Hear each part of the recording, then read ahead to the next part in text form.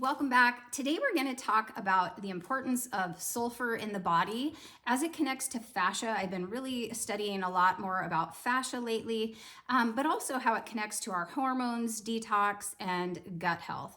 I am not a doctor. I do not have a healthcare background, but I am a seeker of knowledge. I have gone down many rabbit holes over many decades, searching for answers for my own health. I have a 17-inch abdominal scar, which certainly impacts lymphatic flow, which impacts digestion, fascia, all of that.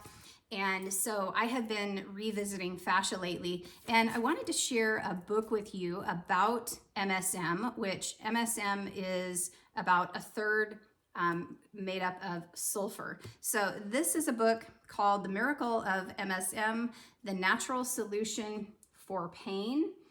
And this is a fantastic resource. I highly recommend it. I'm one of those people that I really like my hard copy books in my library, and this is one. You can see it's kind of worn. I revisit this book a lot.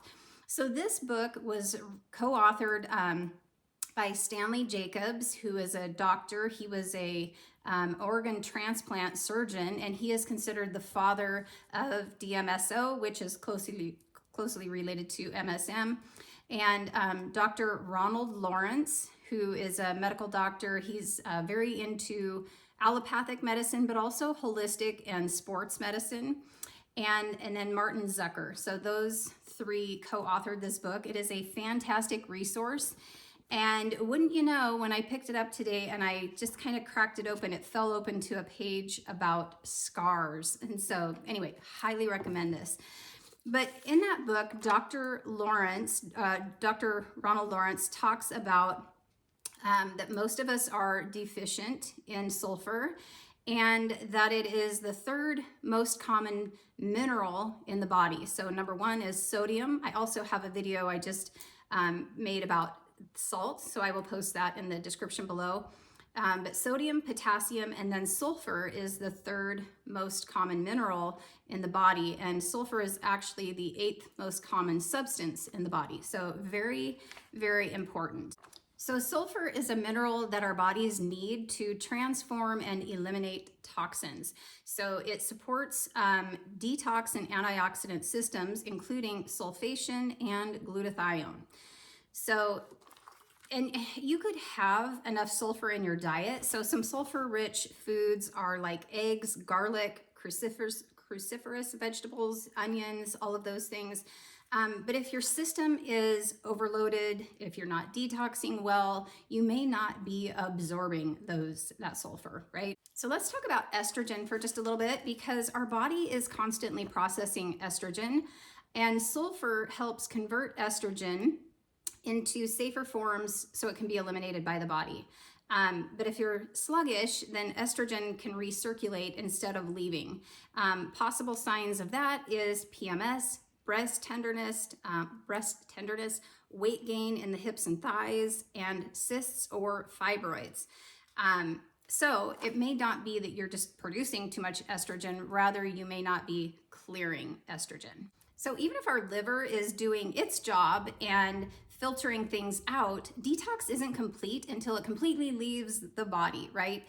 And there are gut bacteria that if they are in excess in the gut, that it will kind of impede that detox pathway, and you end up just recycling stuff. So sulfur is important to support bile production and help get things out of the body and break it all down and get it out.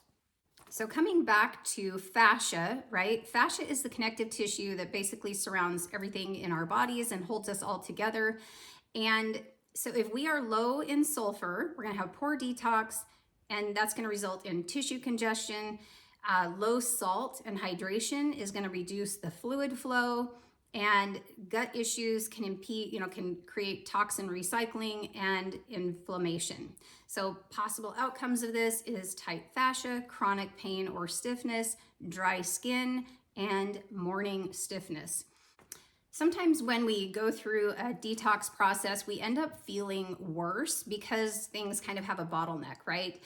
So we really need to, as we're increasing sulfur to support detox, we also need to be supporting the drainage pathways, the detox pathways. So let's talk about that for a minute. So step one is to open flow through hydration and minerals, having plenty of salt and minerals, including sulfur. Making sure you're having daily bowel movements, at least one, but more is better.